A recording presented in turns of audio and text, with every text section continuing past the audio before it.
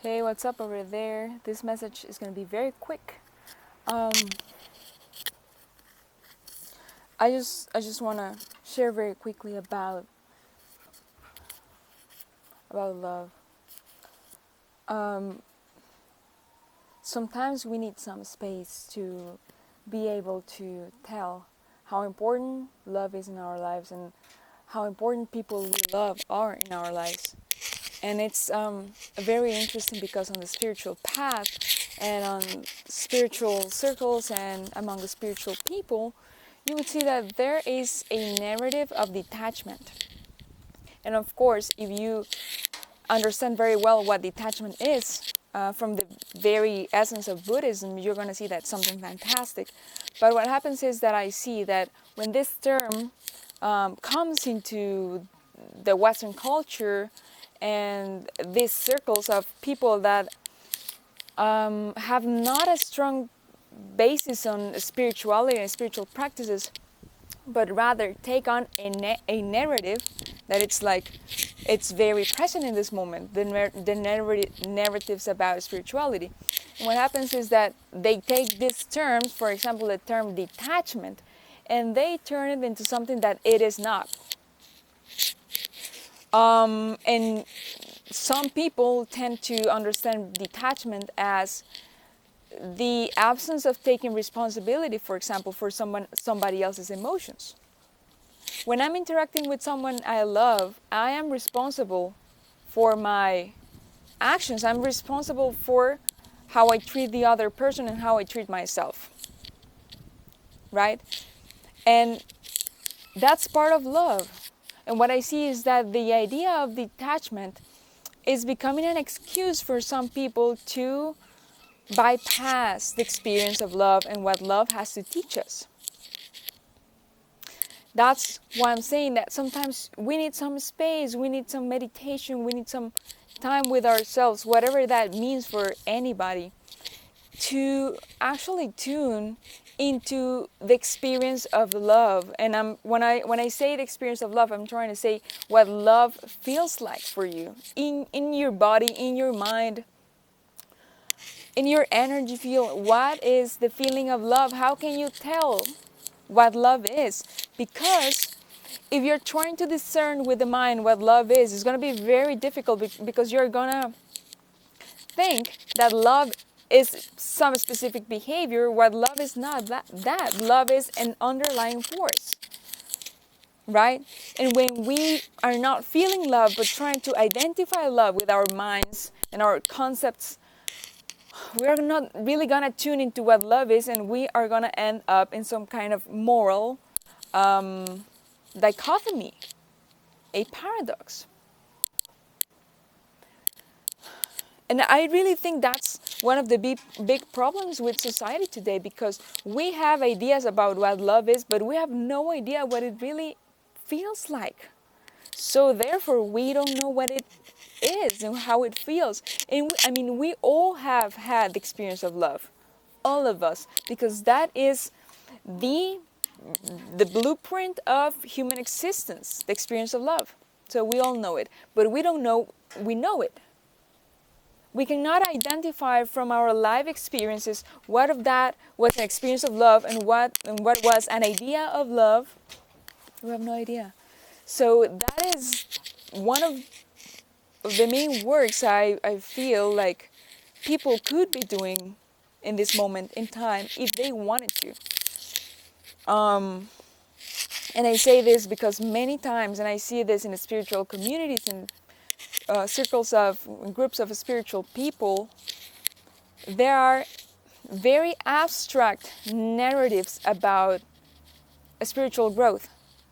And when I'm saying abstract, I mean like we say that we need to raise our vibration.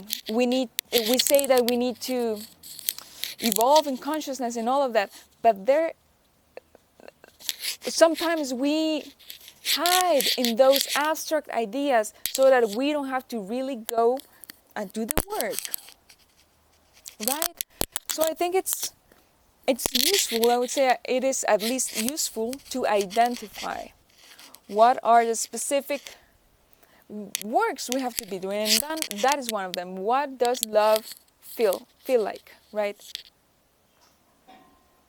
And how to honor the experience of love, how to stop fearing the experience of love, because it can be very scary.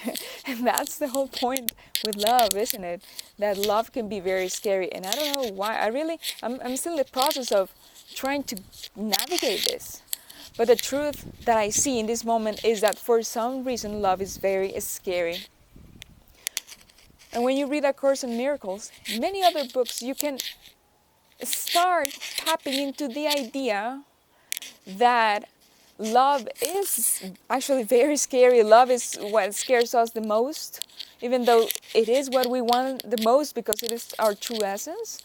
But it is what scares us the most, because love at its full potential is going to dissolve the idea you have about yourself.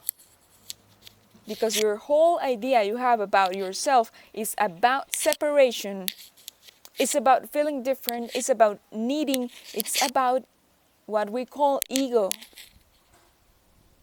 The idea we have about ourselves rarely is about love, and I'm saying real love.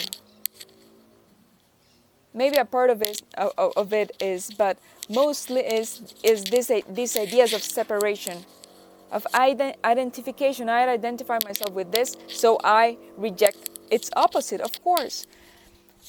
And that is not love. Love is all inclusive, all embracing, all forgiving. And that is an energy that the ego cannot take, because it would dissolve. And that's what many people call a real spiritual awakening. The dissolution of the ego, taken by the forces of love. That is a spiritual awakening, And many people see things, many people understand things, many people have visions and open up to their gifts, which is absolutely amazing. But the very core essence of a spiritual awakening, at least for me, in this time, in my level of consciousness, is to be taken over by the energy of love and the experience of love in such a way that your ego is dissolved.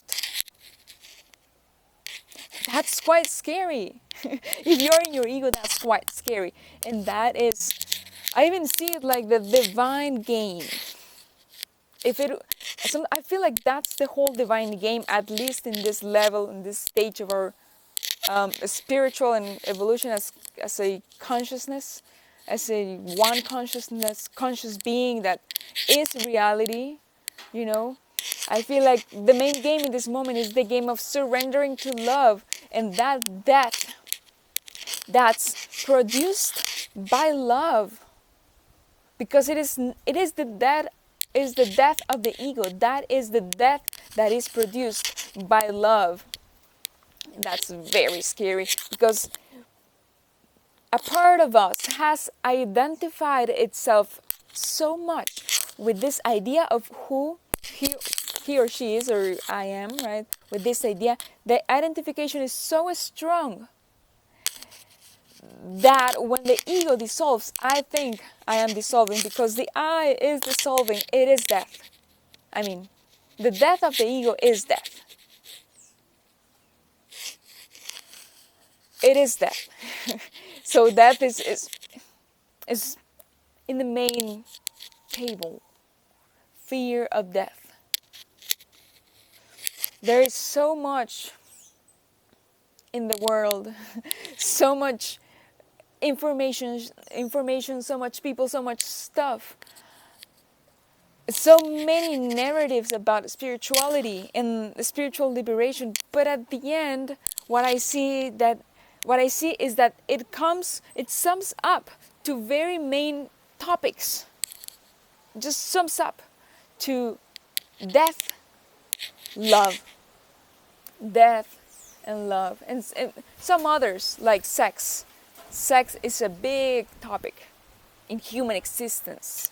Those big topics, death and love.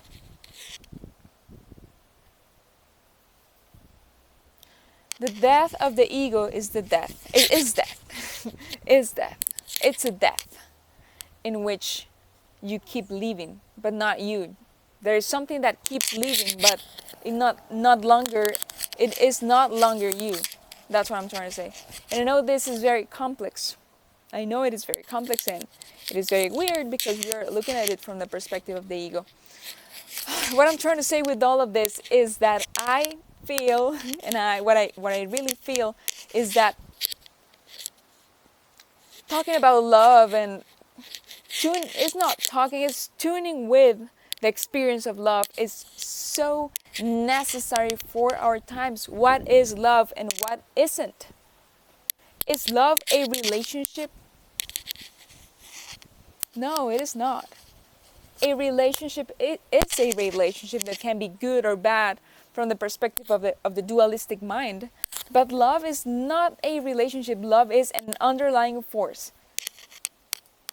A state of consciousness that has power. That's why I'm calling it a force. And this underlying force can manifest itself in very interesting ways. And maybe not the ways we think about it. Maybe not in a relationship. For example, the experience of love can touch us when we are in deep grief after the loss of somebody we love, or of something we love, or an idea we had about ourselves. This grief can really make us closer to love. Of course it can. Anger, like all experiences in life, even those that seem a little bit dark, those experiences have the power to take you closer to love. Because every experience you have, you can live it from the point of view of the ego, or you can choose it to experience with love. Every experience, even those that are heartbreaking or terrifying, those experiences can be lived from the consciousness of love. And that transforms your whole experience. That is freedom. Freedom from the self. When I'm saying the self, I'm meaning the idea of I am this body, I'm this mind, I'm this character. Yes, it's freedom from that. And I really believe that's the freedom we are looking for. When we are looking for freedom. And we project this freedom, this desire for freedom outside. And we get so engaged in trying to change the world and trying to fix this part of society. And it is very important. But the main work is a work within ourselves, and that work we all do within ourselves is going to reflect naturally in the changes we're going to see outside in society. That's why society changes with so much struggle, or at least that's what I think, because we are making a priority to work outside of ourselves. So struggle and conflict is going to be projected. But when we do the work inside of ourselves first, through meditation, for example, through recapitulation, we heal inner conflict within. We heal inner conflict from within all of us so that we can live an outer experience in a way that does not have so much conflict, because we are not going to have that much conflict if we work on that conflict within ourselves. So maybe wars are not going to be necessary because we're actually going to be facing our inner wars first. And if no human being in this planet has a inner war, how could a war happen outside? How could that happen? Really think about it. Think about it. How to end inner conflict within. That is another big question for spirituality nowadays. How to heal inner conflict. First, we have to see that there is a conflict. And a conflict implies two sides. There are two sides. You are divided. You're fighting with yourself. You are judging yourself. You're not being yourself. You cannot be yourself and at the same time judge you. Think about that. You cannot be the rock and at the same time the person that is looking the rock from outside judging that. You cannot. And when you are the rock, you realize that there is nobody outside of yourself. You cannot be yourself and at the same time judge yourself. So if you're judging yourself, you're not being yourself. You're not centered. You're not embodied. You're identifying yourself with an idea in your mind, and you're judging you with that, projecting that into the idea of you. Basically, what I'm trying to say is, if you're judging yourself, if you are in inner conflict, it's because you are not integrated.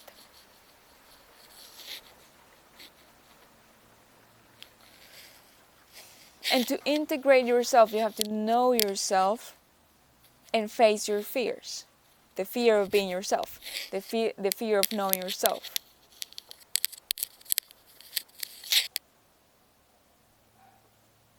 It is quite interesting.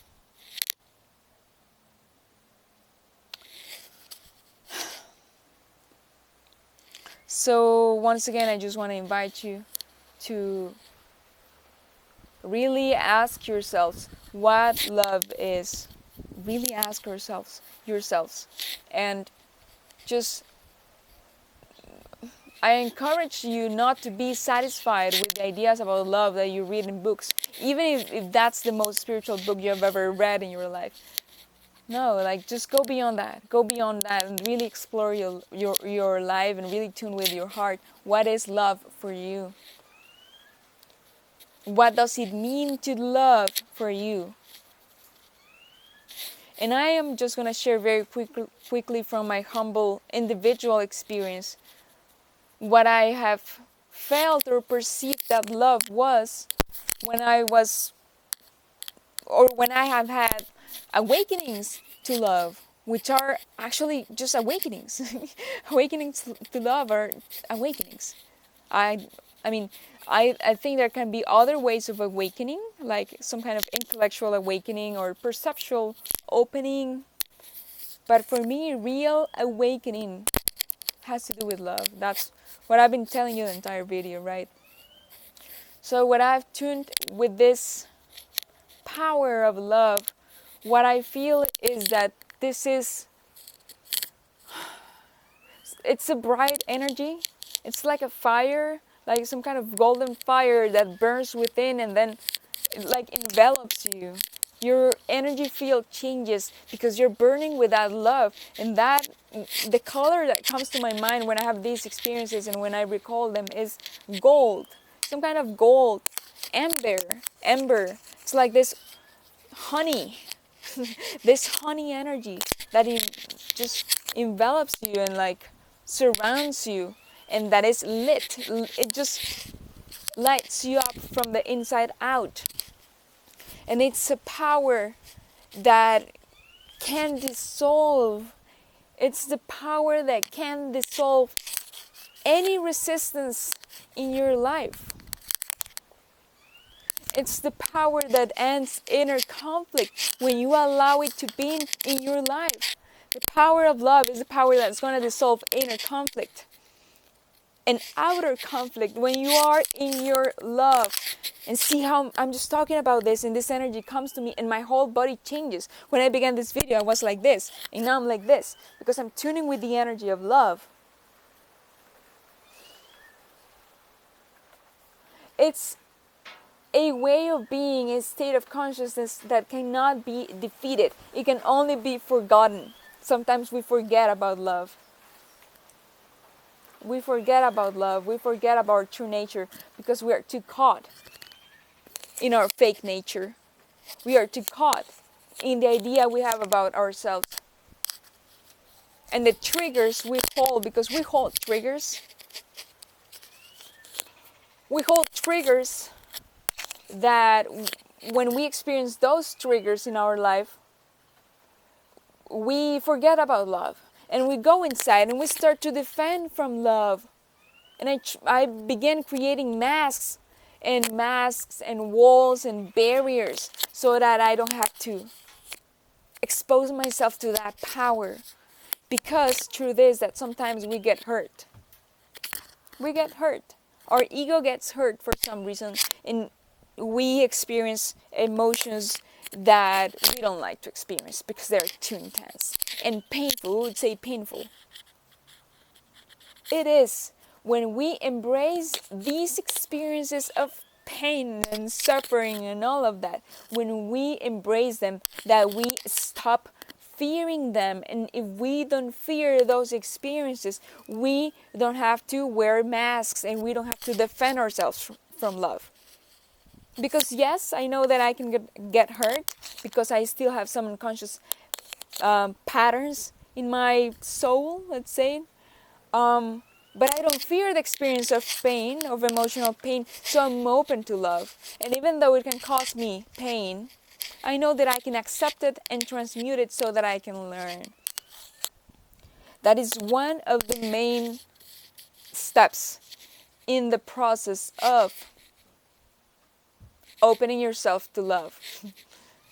To embrace your darkness, embrace the pain of some experiences, because only in that way you can stop fearing those emotions, and therefore you can at least start opening to the realization of what love is within, and therefore the realization of what you are within.